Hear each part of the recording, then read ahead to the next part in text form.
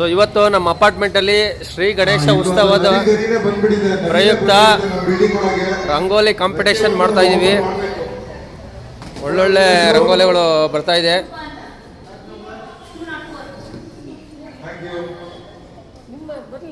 ಅವಳಿಗೆ ಬರಲ್ಲ, ಅವಳಿಗೆ ಕೋಳಿ ಕಸ.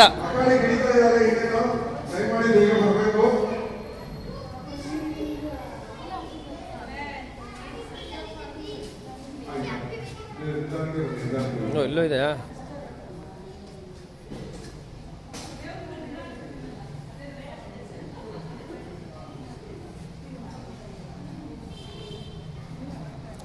ಇವರು ನಮ್ಮ ಈವೆಂಟ್ ಕೋಆರ್ಡಿನೇಟರ್ ಕೌಶಿಕ್ ಅಂತ. ಇವರೇ ಎಲ್ಲ ಮ್ಯಾನೇಜ್ಮೆಂಟ್ ಮಾಡ್ತಾ ಇರೋದು. ಎಲ್ಲ ನಾವೇ ಅಲ್ಲ, ಎಲ್ಲರೂ ಸೇರ್ಬಿಟ್ಟು ಮಾಡ್ತಾ ಇದ್ದೀವಿ.